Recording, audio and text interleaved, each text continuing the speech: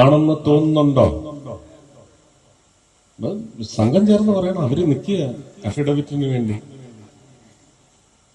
അങ്ങനല്ലേ?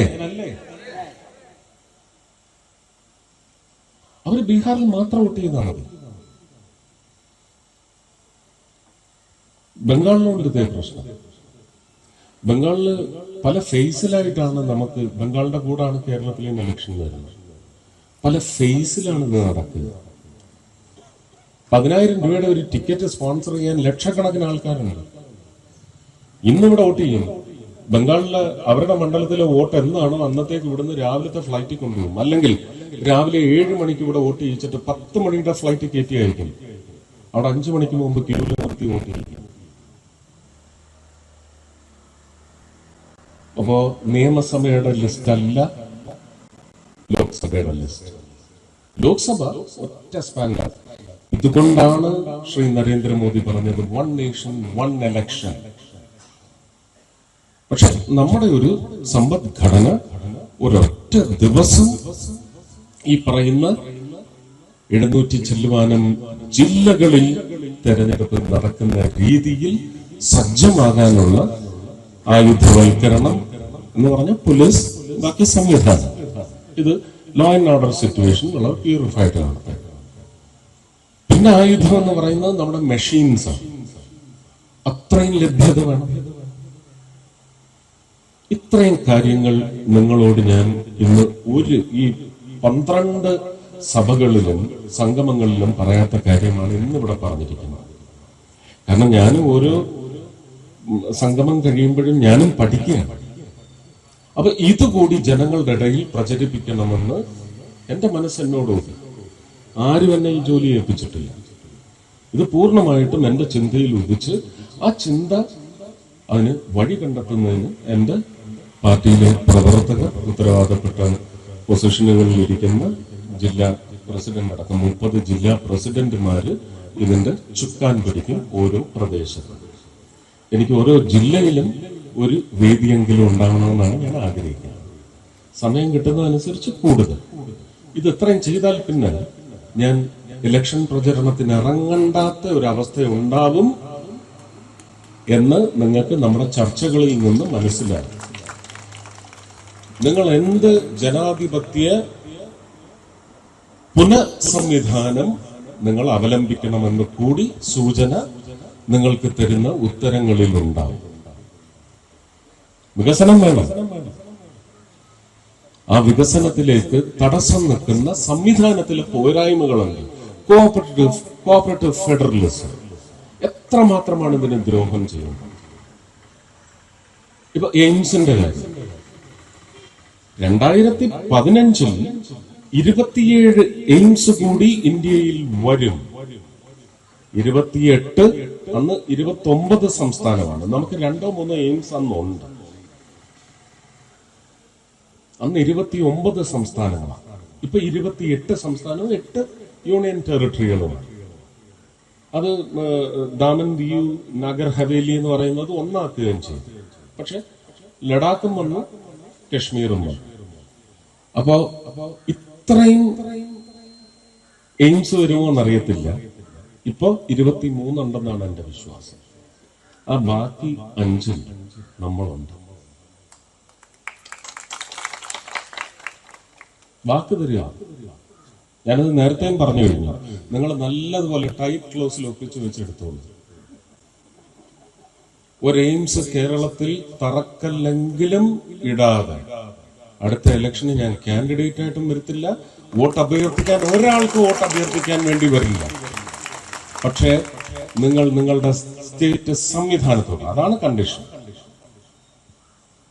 2016 മുതൽ ഞാൻ രാജ്യസഭയിൽ ഉള്ളപ്പോൾ മുതൽ ഒരു കാരണവശാലും ഒരിടത്തും കൊടുക്കരുത്. ആലപ്പുഴയ്ക്ക് തന്നെ എയിംസ് കൊടുക്കണമെന്ന്. ഇവിടെയെങ്കിലും നിങ്ങൾ അത് ഉടനെ ഫോറൻസിക് ലാബ് ആക്കല്ലേ.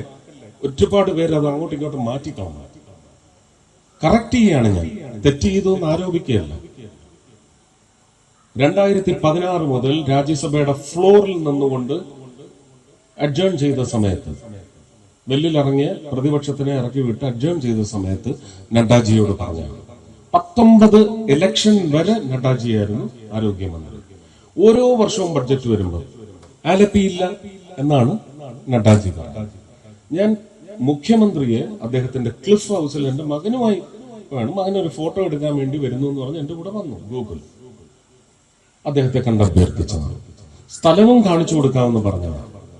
ഒരു ഹെലികോപ്റ്റർ ഒന്ന് വാടകയ്ക്ക് എടുത്ത് മുഖ്യമന്ത്രി എന്നെ കൊണ്ടുപോവുകയാണെങ്കിൽ ഞാൻ ഉദയ സ്റ്റുഡിയോ നിൽക്കുന്ന ആ സ്ട്രെച്ചിൽ മണൽക്കാടുകളാണ്, കൈതക്കാടുകളാണ്.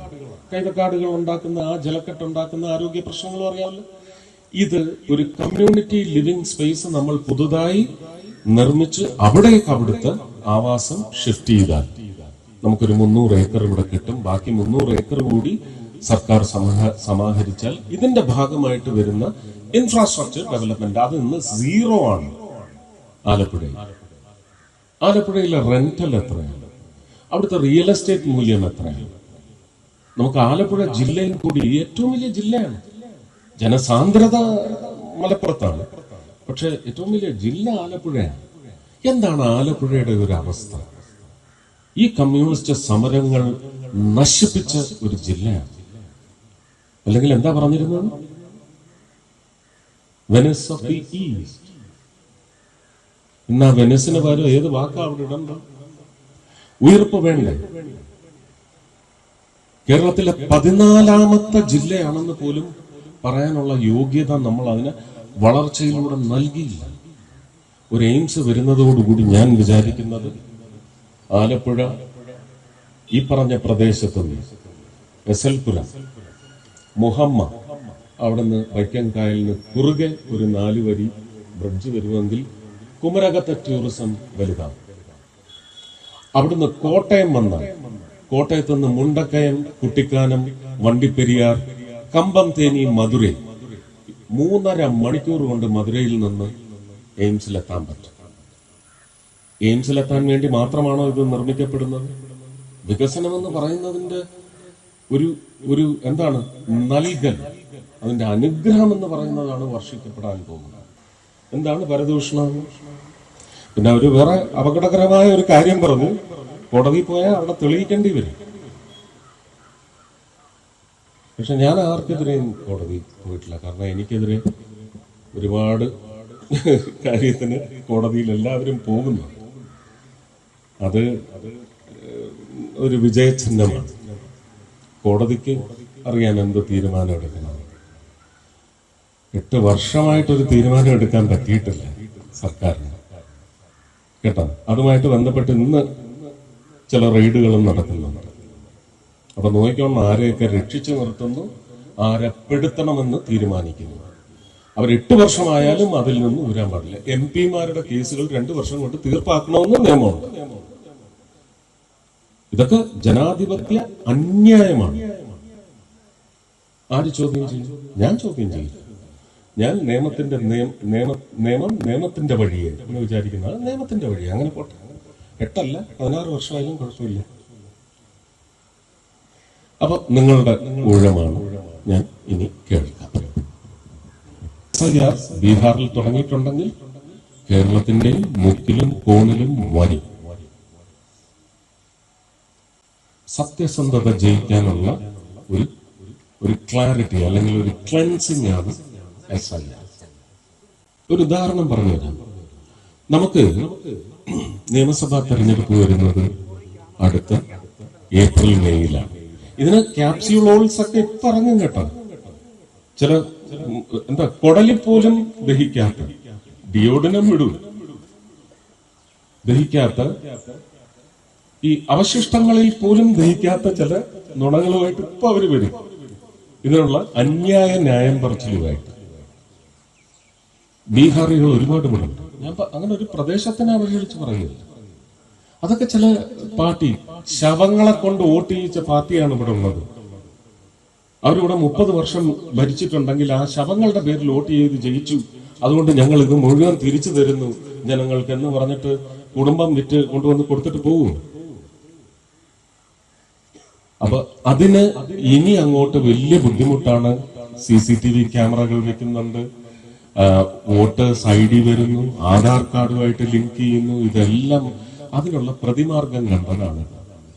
അതുകൊണ്ടാണ് പെട്ടെന്ന് തൊഴിലാളികൾക്കെല്ലാം വേറെ ചില ഇൻസേർട്ടുകളൊക്കെ അവരുടെ പേരിന് മുമ്പ്, അവരുടെ സംഘത്തിന് മുമ്പ്, അവരുടെ തൊഴിലുമായി ബന്ധപ്പെട്ട സംഘത്തിന് മുമ്പ് ചേർത്തതിന്റെ ഒക്കെ ഉദ്ദേശം അതാണ്. അപ്പൊ ഇവിടെ അടുത്ത മെയിൽ നടക്കുമ്പോൾ അവർ വോട്ട് ചെയ്യുന്നില്ല എന്ന് നമുക്ക് ഉറപ്പു വരുത്തണം. അവർക്ക് ബീഹാറിൽ വോട്ടുണ്ടെങ്കിൽ അവർ ഇപ്രാവശ്യം അവിടെ പോയി വോട്ട് ചെയ്യട്ടെ. പക്ഷെ ഇൻഡെലിബിൾ ഇൻകെന്ന് പറയുന്നത് 1 മാസം അല്ലെങ്കിൽ 2 മാസം കൊണ്ട് മാഞ്ഞു പോകും. 6 മാസം കഴിഞ്ഞ് ഇവിടെ നടക്കാനിരിക്കുന്ന തിരഞ്ഞെടുപ്പിന് അവർ ഇവിടെ വോട്ട് ചെയ്താൽ അവർ നമ്മുടെ നിശ്ചയത്തെയാണ് അതിന് ബോംബ് വയ്ക്കുകയാണ് ചെയ്യുന്നത്. ആണോ? എന്റെ പേര് ബിന്ദു ശശികുമാറാണ്. ഞാൻ മീനച്ചി പഞ്ചായത്തിലെ 12ാം വാർഡിലെ മെമ്പറാണ്. എനിക്ക് പറയാനുള്ളതെന്ന് വെച്ചാൽ 8 വർഷമായിട്ട് പൂവരണി അമ്പലം PHC റോഡ് താറുമാറായി കിടക്കുന്ന സ്ഥിതിയിലും അവിടുത്തെ ജനങ്ങൾ വളരെ ബുദ്ധിമുട്ട് അനുഭവിച്ചുകൊണ്ടിരിക്കുകയായിരുന്നു. 2017 നമ്മുടെ കോവിഡ് കാലഘട്ടത്തിൽ ആ കോൺട്രാക്ടർക്ക് രോഗം വരികയും ആ വർക്ക് നിർത്തിവെച്ചു പോവുകയും ചെയ്ത സാഹചര്യമാണ് ഉണ്ടായത്. അതിനുശേഷം കളക്ടർ നമ്മൾ വിളിപ്പിക്കുകയും ആ കോൺട്രാക്ടറെ മാറ്റി പുതിയ കോൺട്രാക്ടറെ നിയമിക്കുകയും ആ കോൺട്രാക്ടർ ഇപ്പം വർക്കുകൾ ചെയ്തുകൊണ്ടിരിക്കുകയും ആണ്. അത് മുഴുവൻ പണി ഇപ്പം 6 മാസമായിട്ട് നിർത്തിവെച്ചിരിക്കുകയാണ്. ഇപ്പം അവിടുത്തെ ജനങ്ങൾക്ക് പഴയ പോലെ റോഡിന്റെ മിറ്റിൽ പ്രധാനമന്ത്രി സടക്ക് യോജന പദ്ധതി പ്രകാരമുള്ള റോഡാണത്. 8 വർഷമായി പൂവരണി അമ്പലം PHC റോഡിന്റെ കിടക്കുന്നത്. ഏത് പേപ്പർ സ്വീകരിക്കണം, ഏത് സ്വീകരിക്കാൻ പാടില്ല എന്നുള്ള നല്ല വ്യക്തമായ ക്ലാസ് നേടിയിട്ടാണ് വന്നിരിക്കുന്നത്. മറ്റതൊക്കെ ഉണ്ട്, അത് ഞാൻ ചെയ്യുന്നുണ്ട്. അത് ആരുടെയും നിർദ്ദേശപ്രകാരം ചെയ്യാനൊക്കത്തില്ല, ആരുടെയും ഇൻസ്ട്രക്ഷൻ പ്രകാരം ചെയ്യാനൊക്കത്തില്ലത്. അപ്പൊ അവിടെ ഒരു ഹെൽത്ത് സെന്റർ ഉണ്ട്, ജീവിതശൈലി രോഗനിർണയ ക്ലിനിക് ഞങ്ങൾ നടത്തുന്നുണ്ട്. അതുപോലെ PMGSY ഇത് ഞാനിങ്ങ് എടുക്കുക. 26-ാം തീയതി പറ്റുമെങ്കിൽ അവിടെ തൃശ്ശൂർ നടക്കുന്ന ദിശ മീറ്റിംഗ് വരിക. അവിടെ ഇതിന്റെ ഉദ്യോഗസ്ഥ വരും. അവരോട് നിങ്ങളുടെ മുമ്പിൽ വെച്ച് ഞാനിത് ചോദിക്കും. സുചിത്ര എടുത്ത് കൊടുക്കുക. ദിശ മീറ്റിംഗിൽ വരാനുള്ള പേപ്പറാണ് 26-ാം തീയതി. ഇവിടെ അങ്ങനെയുള്ള ദിശ മീറ്റിംഗ് ഡിസ്കസ് ചെയ്യാവുന്ന കാര്യങ്ങൾ നമ്മൾ ചർച്ച ചെയ്യുകയാണെങ്കിൽ നിങ്ങൾ നോട്ട് ചെയ്ത് വെച്ചോ. അവരുടെ നമ്പർ വാങ്ങുക, അവരുമായിട്ട് അവിടെ വരിക കേട്ടോ. ഞാൻ പറയുന്ന ഇതെല്ലാം അന്താരാഷ്ട്ര സമൂഹത്തിന്റെയും കൂടി നോക്കട്ടെ. ഞാൻ ചോദിക്കാം, എനിക്ക് അതിനെക്കുറിച്ച് അറിയില്ല, ഞാൻ ഇതിനെക്കുറിച്ച് അന്വേഷിക്കാം, എനിക്ക് അതിനെക്കുറിച്ച് അറിയില്ല. നോക്കാം. എപ്പ കൊടുത്തു? എപ്പോഴാ? 17. ഈ 17. അതിന് ഞാൻ ഓഫീസിൽ ചെല്ലുമ്പോഴേ എനിക്ക് അതിന്റെ നോട്ട് വരും.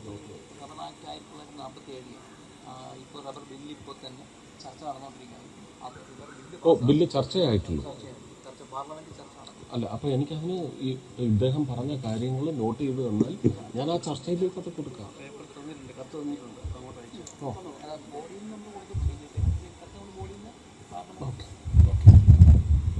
ശരി.